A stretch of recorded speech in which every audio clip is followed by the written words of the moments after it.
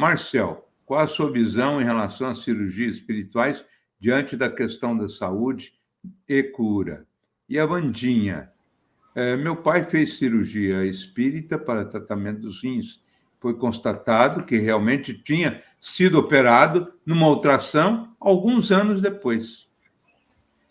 Absolutamente favorável, porque se no livro dos médiuns, Kardec definiu que existe a mediunidade de cura, que ele chamava à época o passe, o médio curador. A gente chama no Brasil médio passista. Kardec chamava o médio curador.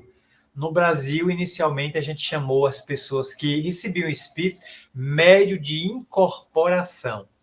Incorporava. Agora é o médio de psicofonia. Kardec chamava médio falante. Kardec teve outra nomenclatura, que não pegou no Brasil. E passista no Brasil é aquele que samba nas escolas de samba na Marquês de Sapucaí. É o passista da escola de samba.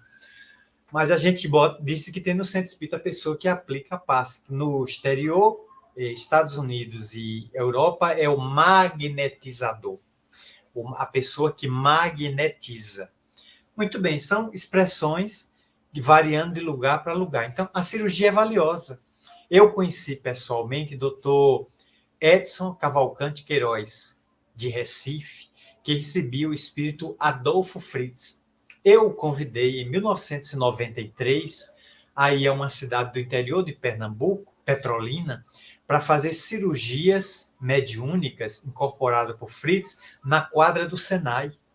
Eu consegui o Senai, eu era presidente do centro, jovem, 28, 29 anos de idade, eu consegui a quadra do Senai, e ele chegou no final de tarde, do aeroporto ele veio para o auditório do Senai, tocou aquela música que ele gostava, Segura na Mão de Deus e Vai, ele cantava, ele era candidato a deputado estadual, foi eleito o deputado mais votado de Pernambuco naquele período, e ele, no dia seguinte, que era um domingo, ele fez cirurgias aplicando aquelas agulhas nas pessoas. Então, eu pude conhecer, vi a técnica dele, tanto na televisão quanto ao vivo. E por isso mesmo, não guardo nenhuma dúvida que é uma mediunidade muito nobre. Mas os médiuns que a tiveram no Brasil tiveram um karma muito difícil. Um deles morreu do enxame de abelha, o outro foi doença Zé Arigó, foi ataque cardíaco quando dirigia um automóvel e o automóvel bateu no fundo de uma caçamba.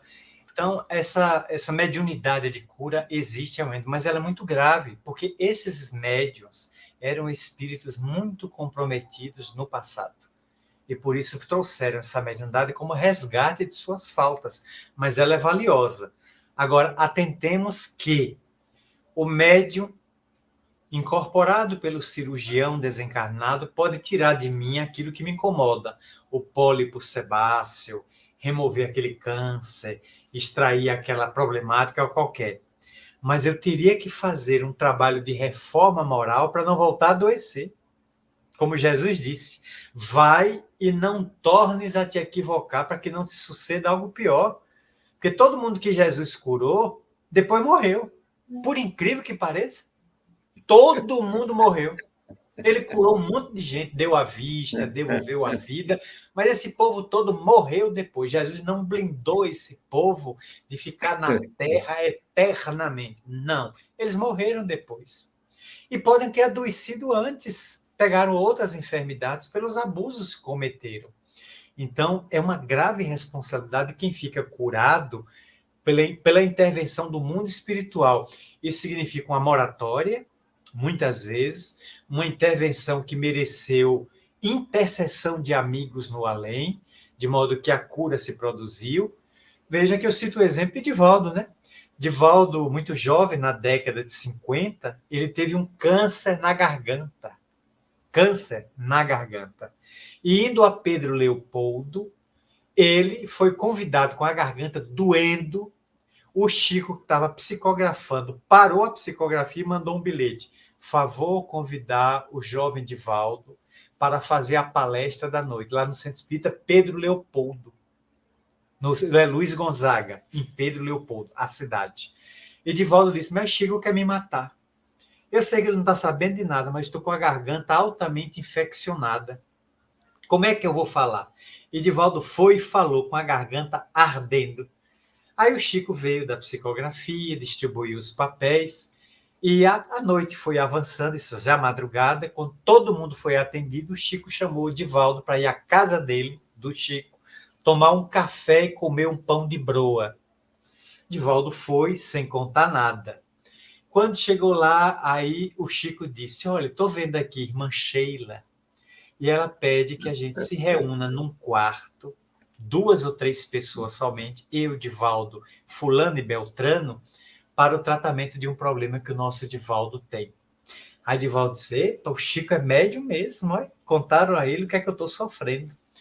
Entrou então num quartinho, e ali o Chico entrou em transe, deitado, só tinha uma cadeira e uma mesa. Então o Chico se sentou na cadeira, dobrou-se o corpo sobre a mesa e adormeceu. Saiu ectoplasma colorido, porque o ectoplasma de Chico tinha cor e tinha cheiro. Algo diferente de todos os médios que a história já registra. Daqui a pouco, irmã Sheila se materializa. E com aquele sotaque dela de alemã, ela disse para Divaldas, a só chamava ele assim, Divaldas, abra o boca. Aí Divaldo abriu a boca e ela estava com uma espécie de caneta, que era uma espécie de lanterna cuja luzinha azul pulsava na ponta, segundo a descrição dele. Parecia um laser.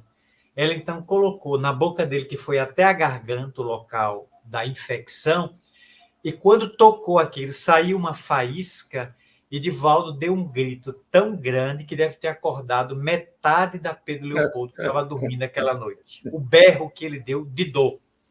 Ela tirou e disse, não cauterizei totalmente a infecção. Abra o boca. Aí Divaldo disse, essa mulher quer me desencarnar. Porque a dor que eu já senti da primeira vez, ele abriu a boca, ela colocou lá dentro, deu uma segunda pulsada, ele soltou outro grito, ela tirou e mostrou a ele o equipamento, dizendo que ele é muito comum, aquele equipamento, em nosso lar. Serve para cauterizar feridas no perispírito. E ela materializou um para curar a ferida dele. Ela se desvaneceu, Chico voltou à normalidade, e até hoje a garganta de Divaldo parece ter uma estrela no céu da boca. Que é onde ele vai, que ele fala, encanta, ele anima, ele consola, porque o seu verbo, há mais de 75 anos, vem distribuindo consolação e misericórdia na terra. Portanto, é uma cirurgia extraordinária. O que João de Abadiânia fez em João de Deus fez em Abadiânia, Goiás, são cirurgias notáveis. Pena que ao final da vida ele se envolveu com muitos delitos contra a integridade sexual de várias mulheres e hoje está em prisão domiciliar, cumprindo mais de 238 anos de cadeia por vários estupros que ele cometeu. É uma pena, porque isso mancha a biografia dele. Mas é um problema pessoal dele. Não é da mediunidade. A mediunidade é neutra e o médium pode ser depravado. O indivíduo pode ter uma excelente mediunidade e não ter ética. E tem muita gente com ética nobre, não tem mediunidade alguma. Como você vê, ela é absolutamente neutra. Se manifesta como uma ferramenta na área da cura para nos ajudar a ter uma vida melhor. Uma personalidade fantástica agora conosco. Eu estava falando que nós estamos fazendo um estudo da obra, só para divulgar, né? Praticamente eu faço uma reportagem a respeito do que o Divaldo fala. E está aqui conosco o organizador desse livro, o Luiz Fernando Lopes, o que para nós é uma profunda alegria e uma honra muito grande. Ele pergunta, Marcel, o que você acha de instituições espíritas que se especializam em cura espiritual? É desejável essa especialização institucional? Ter o nosso Luiz Fernando aqui conosco é uma honra imerecida. Não há Ele é dúvida. que está respondendo e eu perguntando. Tamanho esse o carinho que tenho por esse amigo muito querido de Recife. A pergunta dele é de uma oportunidade e propriedade muito grande, Porque nós, os espíritas, deveríamos saber qual é o papel da instituição. Com que objetivos os centros espíritas existem na Terra?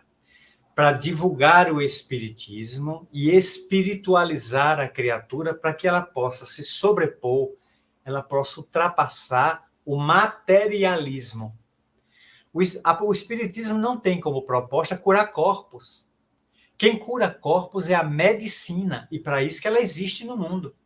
O espiritismo veio para moralizar a criatura humana. Então, quando a casa espírita adota inúmeras terapias, inclusive não espíritas, cada quartinho, cada sala tem uma terapia, as mais estranhas, é um desvio de finalidade da instituição.